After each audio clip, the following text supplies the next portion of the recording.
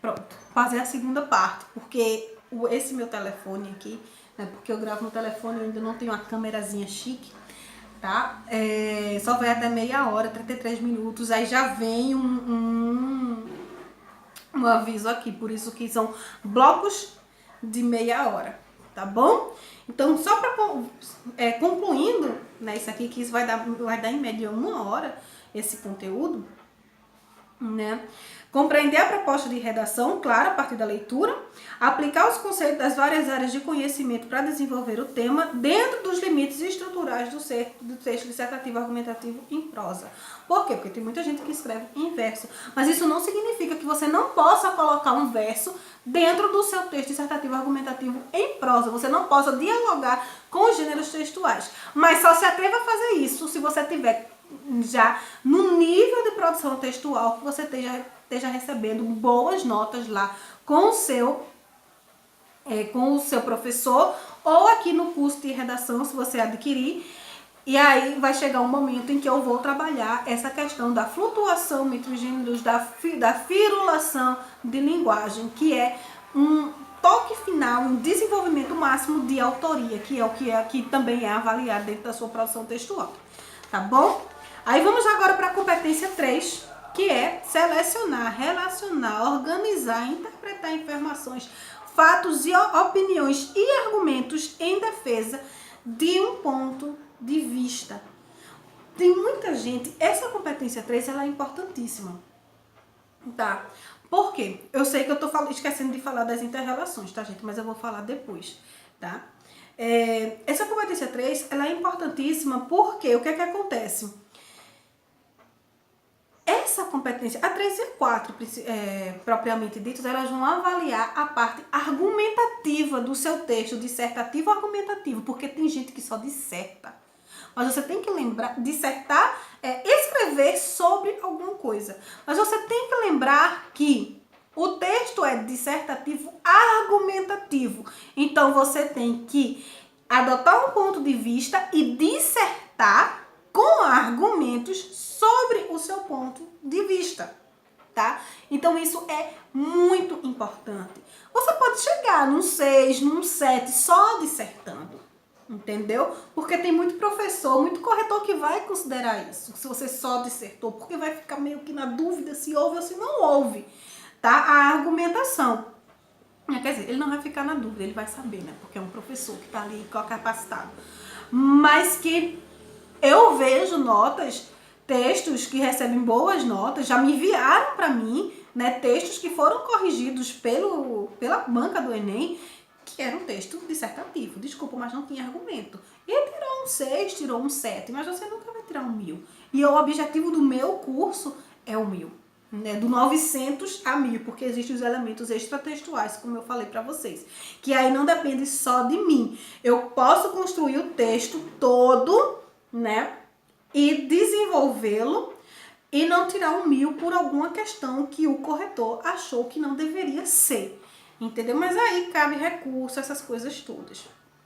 Mas por isso que o meu curso, ele fala justamente nisso, do 900 ao 1000. Se você não tirar, se você fizer tudo que tem lá no curso e você não tirar do 900 ao 1000, eu devolvo o seu dinheiro, né? Por quê? Porque o meu curso, ele funciona.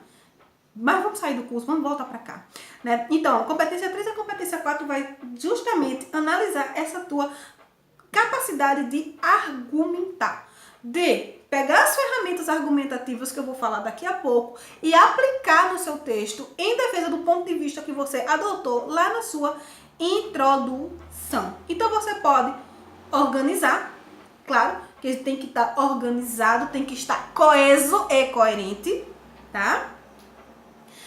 Tem que estar organizado.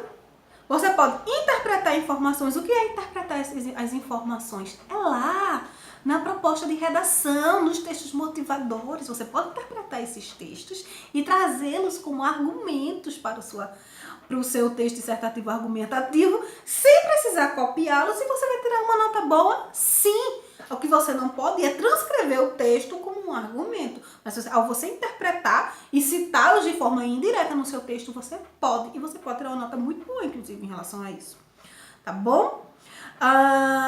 Fatos, opiniões e argumentos. Os fatos são é aquela ferramenta argumentativa que são as notícias, né, os exemplos. Uma alusão histórica é um fato, por exemplo, a Guerra de Troia, eu posso utilizar como mas na verdade a Guerra de Troia ela não foi um fato histórico, ou foi? Eu não lembro. Mas vamos pegar uma coisa, descobrimento do Brasil foi um fato, tá? E eu posso utilizar como alusão histórica para um determinado tema da minha redação, tá bom? E em defesa de um ponto de vista, ou seja, tudo isso tem que estar organizado. A ideia é, as suas ferramentas argumentativas, elas devem estar todas organizadas de modo didático, para que o corretor entenda, porque tem que estar coeso e tem que estar coerente, para você defender o seu ponto de vista que você colocou lá na introdução. Tá bom assim? É isso que diz a competência 3. A competência 4... ela diz o seguinte: demonstrar conhecimento dos mecanismos linguísticos necessários para a construção da argumentação. São as retomadas, são o uso dos operadores argumentativos. E o que danado é operador argumentativo, Jaqueline? São as conjunções. Período composto por coordenação e período composto por subordinação. Se você não estudou, olha meu esqueminha aqui. Eu tenho o tempo todo aqui. Tá? Tem na internet. Isso aí, baixa, bota no Google. Mapa mental do período composto. Vai aparecer um monte, inclusive esse aqui que eu baixei na internet, tá? Para que você saiba as ideias que você pode expressar. Porque tem muita gente que quer dar uma ideia de adversidade, dá uma ideia de adição, ou quer dar uma explicação e faz um período composto por coordenação adversativa. Então, você tem que saber a ideia que você quer passar. Então, na competência 4, o conhecimento dos períodos compostos, né, e principalmente o uso dos períodos complexos, que nós vamos trabalhar muito no meu curso e que nas escolas dificilmente se trabalha, tá? Às vezes nem tem essa nomenclatura, porque varia muito de gramático para gramático, de professor para professor, mas eu adoto sim a nomenclatura do período complexo, né, como fator de engrandecimento e de profundidade do seu texto, tá bom? E aí diz respeito à competência 4, a coerência do teu texto, né, do sequenciamento das ideias. Beleza, de Creuza? Vamos partir para a competência 5, que é elaborar a proposta de intervenção para o problema abordado respeitando os direitos humanos, tá? Gente, direito humano é questão de bom senso. Para começo de conversa. O que seu pai ensinou, o que é certo e o que é errado, é direito humano, é direitos humanos, tá? O que você sabe de leis é direitos humanos. Então não precisa estar se matando, tá? Com isso. Eu tenho que respeitar os direitos humanos, mas o que é respeito aos direitos humanos? O que é desrespeito aos direitos humanos? Essas coisas não precisa estar se matando em relação a isso. É bom senso. Tá bom? É muito bom senso. E existem problemas de correção em relação a isso, mas tudo cabe recurso, tá? Claro, mais uma vez, né? Quem adquiriu o meu curso, eu vou estar no dia que sair os resultados, né? Eu vou estar analisando e vou ver o espelho de redação de vocês, vou corrigir o espelho de cada um de vocês, né? Pelo método, e aí, se caber recurso em relação a isso, lógico que a gente vai entrar com recurso para você aumentar a sua nota, tá? Porque tem aquela questão, né, que talvez o corretor não tenha, tava num momento ruim, vai ver a corretora tava com cólica, e aí ao invés de botar 1000, ela botou, ao invés de botar 200 em todas as competências, ela botou 180 em uma competência, né? E aí você baixou sua nota de 1000, ficou com 980. Né? Mas aí cabe recurso. Então, se couber recurso, a gente vai estar lá entrando. Tá? E elaborar essa proposta de intervenção. Essa quinta competência, tá? Aí vamos fazer as conexões agora das competências. Ela está totalmente relacionada a todas as outras. Primeiro, você não elabora uma proposta de intervenção inteligível se você não tiver domínio da competência formal da variação formal da língua portuguesa. Sacou? Você não vai elaborar uma proposta de intervenção eficiente se você não entender o tema, que é a competência 2. Você não vai elaborar uma proposta de intervenção eficiente se você não escrever textos coesos e coerentes, que é a competência 4, 3 e 4. Então, se você pecar na competência 1, na competência 2, na competência 3 e na competência 4, você vai pecar na competência 5. Entendeu?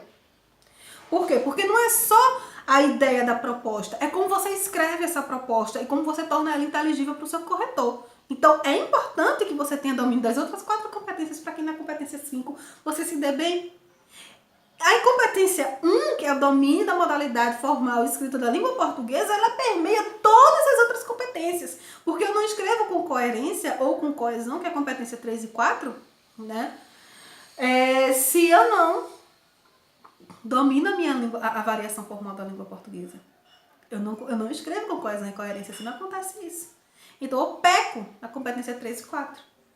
Tá? Eu só não vou pecar tanto, talvez, na competência 2, porque a competência 2 defende que eu tenho que compreender a proposta de redação e aplicar os conceitos das várias áreas de conhecimento para desenvolver um tema dentro dos limites estruturais do texto dissertativo argumentativo em prosa. Só que isso daqui, essa competência 2, ela dá um aspecto muito mais geral, tá? Muito mais geral do texto. Então, eu como corretora vou ler o texto inteiro para saber se você cumpriu essa competência, né? Se você tem a habilidade nessa competência. E se seu texto não tiver coeso, não tiver coerente, não tiver bem argumentado, não tiver bem fundamentado, não tiver uma boa proposta, né, de intervenção, a minha competência 2 vai falhar também. Entendeu? Então tá tudo muito interconectado. A minha competência 3 e a minha competência 4, que é coesão e coerência sempre, né? E o uso das ferramentas argumentativas e tudo mais. Se eu não tiver domínio do tema, se eu não tiver domínio do tema, se eu não tiver domínio da estrutura do texto dissertativo argumentativo, se eu não tiver domínio da modalidade formal da língua portuguesa, eu também não vou ter uma boa fundamentação argumentativa, tá? Então percebam que tá tudo muito ligado e que se você falhar em uma competência, você vai falhar. É uma reação em cadeia, você vai falhar em todas as outras, tá, meus amores? Então era isso que eu queria falar para vocês, tá? A importância da gramática, é muito importante a gramática. Quanto mais você lê, quanto mais você lê, mais você internaliza a gramática, tá? E aí você não precisa ir lá para a gramática propriamente dita, aquele texto enfadonho, para você fazer exercícios ali para poder internalizar. Mas se você tem dificuldade, é importante que você vá e que você faça. Porque, sinceramente, tá? Antes dessa coisa toda de análise linguística, antes dessa mudança toda do Enem, Jaqueline Assis, eu aprendi com gramática. Tá? É chato? É enfadonho? Mas é um joguinho. Tá? Interpreta isso como um joguinho. Você vai mudando de fase.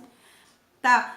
Vai te fazer mudar bastante. Vai fazer você trabalhar muito melhor essa modalidade formal da língua portuguesa, a gramática. Tá bom? Beijo para isso. Vamos para as ferramentas de argumentação, né? Eu elenquei 5 ferramentas para vocês, né? E outra dica: pega cada uma dessas ferramentas, escolhe um tema de redação e utiliza essas ferramentas nesse tema. Vai treinando, tá? Porque não é que seja o tema de redação do Enem desse ano, mas se você treina em diversos temas aquela ferramenta, que é horrível, vamos lá, aquela ferramenta, se você treina ela, claro e evidente que na hora que você pegar qualquer tema de redação, você vai saber aplicar essa ferramenta. Isso é batata, né? Então vamos lá. Primeiro, dados estatísticos, né? Peguem aí a folhinha de vocês, quem tem. Que é um nível fácil, porque eu coloquei que os dados estatísticos é uma ferramenta argumentativa fácil, porque ela está na proposta de redação. Você pode recorrer a... Essa blusa está me deixando nu aqui. Você vai recorrer aos textos motivadores. Toda proposta de redação tem dados estatísticos e você pode pegar lá, se basear lá, tá bom? E aí você pode fundamentar o seu argumento. É o que eu disse. Se você não tem o que falar, pega os dados estatísticos e fala sobre, mas defendendo o seu ponto de vista. Se você tem o que falar, fala. E pega os dados estatísticos também e coloca lá como a cereja do bolo. Tá? Você já construiu o bolo já está recheado, o bolo já está decorado com pasta americana dos, não sei, dos super-heróis. E aí você vai botar lá a cerejinha. Ou então você bota o Batman lá em cima pra fechar com chave de ouro. Né? Eu tenho uma relação muito estreita com o Batman, tá, gente? Entendedores entenderão. Aí eu tenho os exemplos, né, que é outra ferramenta que eu posso utilizar, dois tipos de exemplo. Eu posso utilizar os exemplos das notícias que eu vejo no dia a dia e eu posso utilizar os exemplos históricos, os fatos históricos, que aí é uma alusão histórica, tá bom? E aí, né, com os exemplos eu tô me pautando nessas notícias que acontecem no nosso dia a dia, tá? Que acontecem desde o início do ano até lá o Enem, e você tem que estar de olho, você tem que estar observando. É o seguinte, é mais do que uma escravização, a questão dos exemplos, dos fatos que acontecem no nosso dia a dia. Se eu puder fazer alusões históricas, porque eu mato 2 coelhos com uma cajadada só, né, fica muito melhor, tá, meus amores? Eu dei o matar 2 coelhos com uma cajadada só porque eu estudei história. Eu pego essa minha alusão histórica como um exemplo, boto lá no meu argumento, né? Uso como ferramenta de argumentação e eu não precisei gastar meu tempo inteiro vendo notícia na televisão, eu estava estudando. Então eu posso utilizar uma alusão histórica como um exemplo, tá? Eu acho que vocês entenderam. E argumento de autoridade, que é diferente das alusões. Tá? O que é um argumento de autoridade? É quando eu pego algum especialista do assunto e falo e cito o que ele falou sobre determinado tema. Por exemplo, eu posso, não sei, eu posso pegar uma citação de Chimamanda Adichie, que foi um vídeo que eu mandei para vocês sobre o perigo de ter uma história única, né? Que existem verdades e as verdades são mutáveis. Eu posso citar Chimamanda Adichie nessa perspectiva para desconstruir um determinado tema, tá? Uma determinada coisa. Por exemplo, né? Eu posso falar disso na redação do Enem do ano de 2018, quando eu discordei. Eu, Jaqueline, discordei totalmente do tema, né? Que eu não acho que seja manipulação dos algoritmos. Eu não acho que seja, né? Então, aquilo ali que está sendo dito é um ponto de vista de uma banca. E existem outras verdades por ali, né? Aquilo ali não é a verdade absoluta. Então, eu poderia citar a Chimamanda Adichie, né? Que fala do perigo dessa história única como manipulação, né? Porque quando você tem uma história única, você tem uma manipulação. Você vende esse mito da história única, né? Você está querendo manipular as pessoas em relação a determinada coisa, tá? A determinado assunto. E aí eu posso citar a Chimamanda Adichie. Isso é um argumento de autoridade, porque eu estou citando uma pessoa específica, tá? É diferente de eu fazer uma alusão, que pode ser histórica, literária, né? Por exemplo, eu posso citar, ainda nessa questão das verdades absolutas, eu posso citar o romantismo, que é uma escola literária, como uma escola literária que pautava na quebra, no surgimento de uma identidade nacional, de não mais uma verdade europeia, mas uma verdade agora brasileira, né? Eu posso pensar nisso também, que foi uma das propostas do romantismo, foi justamente isso no Brasil, né? Essa questão de criar a identidade nacional brasileira, que na verdade não existe uma identidade nacional brasileira, existem identidades, né? Porque o Brasil é um país multicultural. Então eu me identifico no meu habitat, né? No meu contexto de pernambucano, eu me identifico com o frevo, eu me identifico com o maracatu, mas eu não me identifico com os folguedos lá do Rio Grande do Sul. Isso para mim é totalmente estrangeiro, digamos assim, mas nós estamos no mesmo país. Então isso é uma coisa a se pensar sobre as identidades. Aí, ó, outro feeling para vocês. tá? E aí essas alusões elas podem ser históricas, né? Como tem uma redação nota 1000 de 2017 que falou sobre a exclusão social dos surdos, e aí utilizou a cultura espartana de toda criança que era deficiente era descartada, né? Porque não serviria como um bom guerreiro, e isso acontece, pode ser trazido para a nossa realidade como aquilo que é diferente é descartável, né? Não merece total atenção, e surgia a partir disso uma crítica em relação às políticas governamentais que eu achei muito legal. Foi uma redação nota 1000 de 2017, tá? E aí eu posso utilizar alusões biológicas, eu posso entender, por exemplo, a circulação sanguínea do corpo humano, claro, do meu corpo, e eu posso fazer uma analogia, uma correlação com a mobilidade urbana, entendeu? Por exemplo, a quantidade de carros, digamos em Recife, que é uma metrópole, um grande centro urbano, né? A quantidade de carros em Recife congestiona as vias, tal como a imensa inserção de gorduras, né, saturadas congestionam as minhas vias sanguíneas. E o que é que acontece? Eu morro, né? Vai chegar um momento que essa minha veia vai entupir e eu vou morrer. Pode acontecer uma coisa mais grave, inclusive a morte. Né? E o que pode acontecer com a mobilidade urbana é que o número enorme de carros dentro de uma determinada cidade, ele pode deixar a cidade em colapso, parar a cidade propriamente dita, como o Recife muitas vezes já parou. Né? Eu já passei 3 horas para sair de Boa Viagem para chegar na cidade universitária, né? E são 11 quilômetros. Né? E as tautologias, né? Que vem do raciocínio lógico, proposicional, e serve para deixar o texto mais claro, mais coeso. Então, as tautologias, né? Ora, eu posso pensar da seguinte forma: é muito mais pedagógico, muito mais didático, digamos assim, você argumentar através de tautologias. Ou eu posso dizer,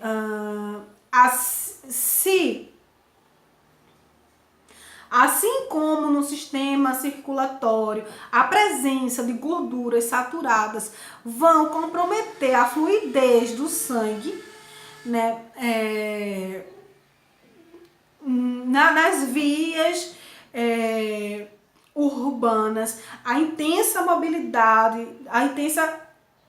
a intensa quantidade de carros, né, pode levar também a uma parada, a um colapso nas vias da cidade. Entendeu? Então, se não for tratado de uma forma com políticas públicas, ou se não houver a conscientização da população e a movimentação, né, dessa população por conta própria para resolver a situação, acontecerá isso, digamos assim. Então eu estou utilizando causa e consequência. Se isso acontecer, vai acontecer isso. Ou acontece isso, ou acontece aquilo. Essas tautologias, elas são muito didáticas para fazer com que o corretor compreenda o que você quer falar, tá? Eu espero ter sido clara, tá, gente?